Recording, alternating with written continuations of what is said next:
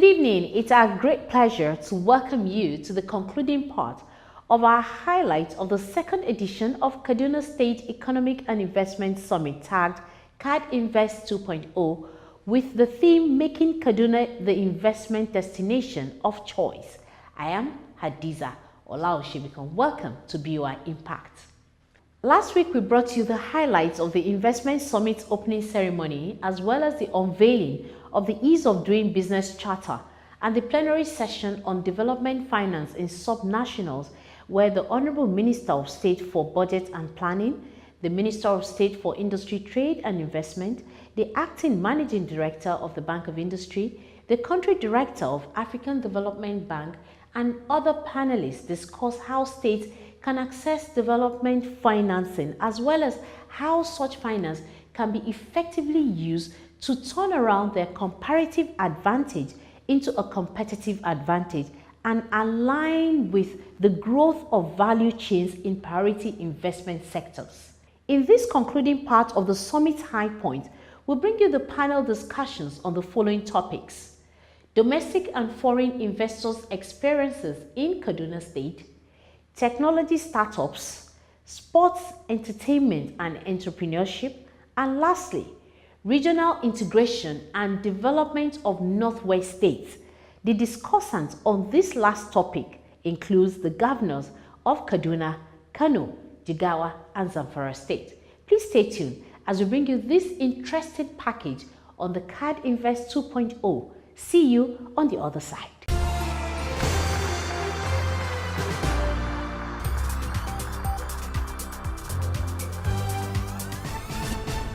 The chairman, Ariwa Research Development Program, anchored the regional integration and development of Northwest states. The discussants included the governors of Kaduna State, Kano, Jigawa, and Zamfara State. His Excellency the Governor of Kano State, to begin, with the issue, to start speaking to this particular issue of integration. And each one would have something to say. So, Your Excellency. What we require now is the political will to come together and be fully integrated. Socio-economic integration beyond the paper integration that will actually develop some structures, both in terms of institution and in terms of, programs that will improve the quality of life of our people. First of all, it will be very, very important for us to have an integration commission which will look into the capacity development of our institutions. Because whatever we want to do, if our institutions are not developed, then whatever we do may not be actualized. And also it is very, very important to have data so that we know our points of strength. We know the comparative advantages we have. So I think if we can have a data bank, it will assist us, it will quicken the process of the integration. Can I now request His Excellency the Governor of Zamfara State to kindly take his next few minutes to give us his own insight on this very important issue. Thank you very much. And we have gone very far how we are going to stabilize the Northwest to get the advantage of what we are producing and to put it into the value chain. All books are in place. They are only waiting for the governors to find the date so that we can sit down and take the report so that we can swing into action. And this, I think, is one of the key important of this integration. And this is one of the key important where this integration must come together and get it a reality. If some other zones are doing same, Northwest has more effective machineries to come together so that we can be able to promote this zone in agriculture and education and social well-being of our people.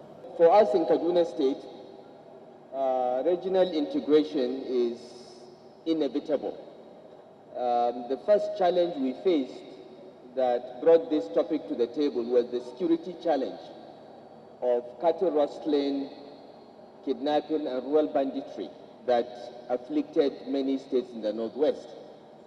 And we realized very early, along with my colleagues, that unless we came together, all 7 states of the Northwest, and we even brought in Niger State, which is not in the Northwest, unless we collaborated together, we will not be able to address this issue holistically, because if we attack the bandits in one state, they will just cross over to another state.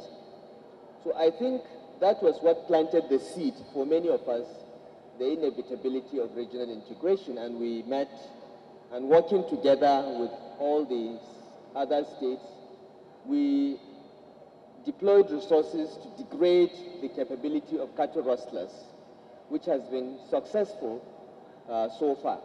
Cattle rustling is not over, but it has been largely degraded. And that, in my view, convinced us in the Kaduna State government that the way to go is to cooperate on every platform along these lines. And this is why very early in the administration we approached ARDP to help us put together a group of thinkers, experienced people, technocrats, to think through these problems and help us map out an agenda. Look at the issue of shared infrastructure. Malan Nasru El-Rifai has almost doubled enrollment in primary schools since he came in. We've had similar issues. And everybody has a problem with teachers. It's not just primary school enrollment. Who is going to teach them? Kano State has a deficit of 30,000, Kaduna State possibly more. The fact of the matter is that you simply don't have a pool of teachers that you can go in and say, give me 30,000 of this to teach in my schools. The answer, or what we think is the answer, is deploying technology, e-learning, distance learning, to enable us to have a situation where several good teachers could teach 100 schools, for example. But the question is the infrastructure. If when you are presented with the bill for the IT infrastructure that is required to make that possible, it will probably cost you 10% if that thing was taken at a regional level. If all of us could put together, get somebody to deploy infrastructure across, and this can not just be used for education, but for virtually every other thing as well. If we have that formal platform where we can engage ourselves, similar problems, similar solutions, have an integrated approach to these things, I believe that instead of coming up with 10, 20-year plans, we can achieve what we are hoping to do in maybe 4 or 5 years. Thank you very much. What are we doing to revive these industries? And I'm happy we also have our Honorable Minister of State and Investment that is here, Hadiza Abubakar, who has been doing a very good job within the context of cutting textile garment policy. President Buhari just launched the new growth path, and there is a whole session on industrial cluster. So, sir, it would be nice to benefit from your presence, Your Excellencies, so that by this time next year when we are here, we can say some textile factories have reopened. Thank you very much. Kaduna used to be referred to as the Manchester of Nigeria because we had the largest concentration of textile mills. At a point, the textile mills in Kaduna had 33,000 people working in the textile industry. It was more than 25,000. At the peak in the early 80s, it was 33,000. And since we came into office, we've been working with the federal government to put in a structure of incentives to be able to revive the textiles. But it's something that we have to work together, not only regionally as state governors, but also needs the cooperation and support of the federal government. So what we have decided at the Northern State Governors Forum is to focus on reviving Kaduna Textiles Limited, which is owned by the 19 northern states, as a proof of concept. And our idea is not to begin textile production in KTL, but to rip out the machines and establish an assembly line for garmenting. So we want to start at the end of the value chain, cotton textiles, garmenting. We want to start with garmenting, convert Kaduna Textiles Limited into a garmenting plant that will be producing uniforms for the Nigerian Armed Forces and the paramilitary forces. This is 1.5 million people that wear uniforms and require these uniforms. So this is going on. We've got partners from Turkey. A delegation led by one of the Northwest governors has already gone to Turkey to conclude and advance the arrangements. So So we are starting from there. The Technology Startup Sport, Entertainment and Entrepreneurship session that was moderated by the Commissioner for Rural and Community Development, Kaduna State, had Dr. Dahiru Sani of Kaduna Business School and CASTEP coordinator as one of the panelists.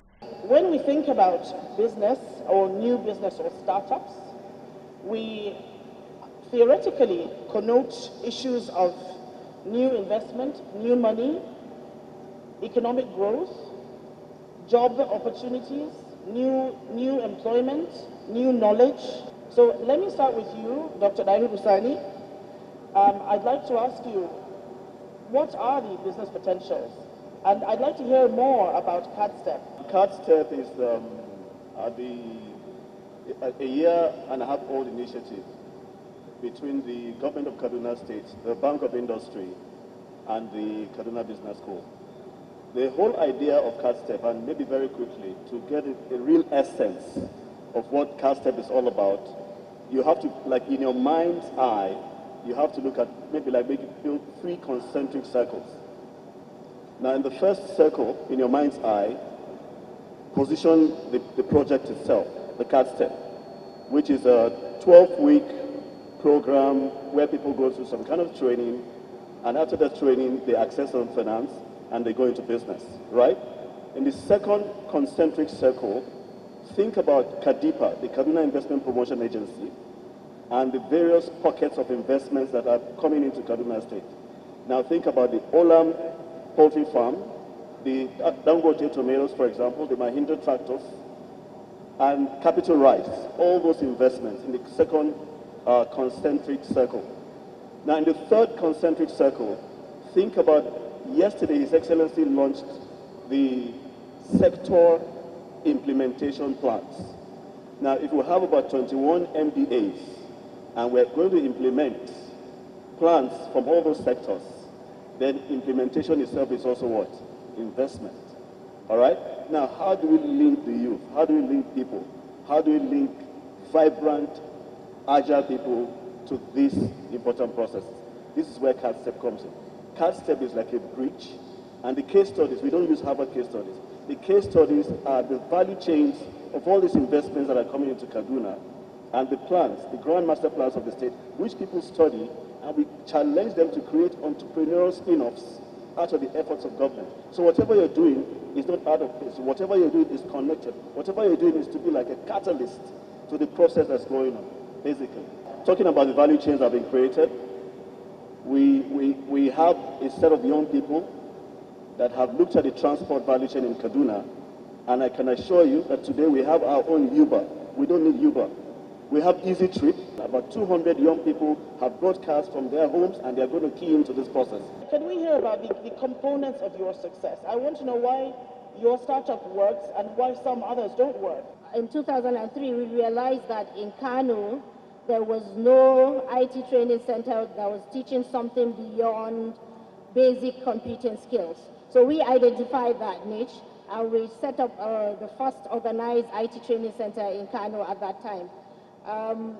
From there, by 2005, we started with a 10-seater training center, and it grew to a 60-seater by 2005. We trained about more than 3,000 IT professionals. From there, we realized that we've been working and we're not solving the problem. The problem is actually employment. So we started the blueprint that started the outsource company today. We started the company as Cape Source Technologies. We started in Kano. We failed because to set up a call center by servicing the international market, you have to set it up according to international standard. And for them to give you business, it has to be set up according to that standard. So we moved to Kaduna, started all over again from the scratch. We got to almost 70% completion. We had another set of problems. We moved to Abuja again, started all over again. We just went live June 2016. We started with a 350-seater contact center. The outsource company is now servicing both domestic and international clients. From the inception, June 2016, just last year, It took us 8 years to actually establish the center, and we are currently servicing both domestic and international clients. We are servicing US market at the moment. We've opened a second center in Lagos. The governor just commissioned the third center yesterday. We are opening the fourth one again in Abuja, where the outsource company now provides employment for over 540 people working in 3 shifts. By the time we introduce this one, we'll provide about 1,100 approximately. Safia Bashir, I'd very much like to hear about your formal entrepreneurial experience as well. And what has been the key to your success? You've managed to keep your business functioning and burgeoning in Kaduna for the past 20 years. What has been your experience, and what are your secrets of success? Let's quickly hear from you. We started over 20 years ago. We started small with less than 10 tailors, that's 10 staff. We started with sewing for individuals, and we're happy now that we can say we're a garment factory with over 51 staff in our payroll. We sold uniforms, customized wears on all occasions. We produce badges and accoutrements for security and army and so on. And we train apprentices and IT students. At the moment, we're expanding our factory. We want to start producing in large number. We want to go into production of laces and t-shirts in quantity. And we want to have a standard training center that we can train at least 100 at the moment. The plenary session on investors' experience in Kaduna State was moderated by the Executive Secretary of Nigerian Investment Promotion Commission, Yewande Sadiku. I think the best testimony of the reality of doing business in a state is those who have participated and continue to invest in that state. It'll be interesting to hear you talk about your journey, your investment journey around Nigeria, but in particular, what brought you to Kaduna? What keeps you going in Kaduna? I want to make bold to say here that the journey that started about a year ago at Kaduna Invest 1.0, this is Kaduna Invest 2.0. All things will be equal, by September this year, we will be commissioning the state-of-the-art multi-million-dollar animal feed plant there. The poultry, the hatchery, and the milk, all before the end of September this year. And that is just to show you that when you have an enabling environment and everything is in place, you will really succeed. And there's a lot of cooperation, public-private partnerships, and that cooperation is something we've enjoyed and we're continuing to enjoy.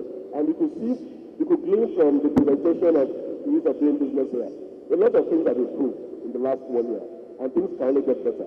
So it's important, and a plea to all subnationals, all state governments. Okay, you have to take your destiny into your hands. Develop your state.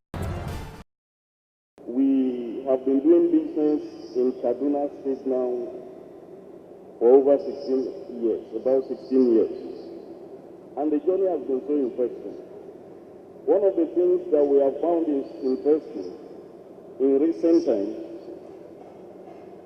is knowing that the mindset of almost every citizen in Kaduna State is tuned towards attracting investment to Kaduna State. I want to give kudos to the Executive Council of Kaduna State led by His Excellency, the State Governor. The policy direction of this administration, I want to say, sir, is well communicated even up to the grassroots level. And anywhere we go in Kaduna State, we are welcome. And we receive so much help. People are friendly to ease business. Our vision is to promote a connected Africa, using telecommunications to improve and to ease economic growth in our society. That is what we are doing, and I want to say that we've received very tremendous support from the people and the government of Kaduna State. What's very important is that Kaduna is really the breadbasket of the nation, and it's a crossroads. So it has those dual features, that it has a great agricultural belt, and it's also well suited for industrial development. Very good train connection, rail connections to bring goods back and forth. Power is coming up, and so Kaduna is really exploiting that union of farm and factory. Because for too long, the farm in Nigeria has just been an isolated subsistence production for consumption, whereas if we link it to industry, then we create a virtual cycle of economic growth. And this is crucial for the nation's development. And Kaduna is not only the breadbasket of the country, but it's the crucible, it's the crossroads where agriculture and industry meet. And this is a point that we cannot overemphasize. For a greener lake, why Kaduna is a good place for investment? Because we target the communities that have no electricity, and it happens that this is mostly in the northern part of the country. And I feel the industrial network, the kind of support we have received so far from Kaduna State help us to promote this project, where we are going to engineer and to manufacture locally all the systems that we need to power the communities. So I would like to thank Kaduna State for the support we have received so far in this project, where we are going to bring electricity to people who do not have access.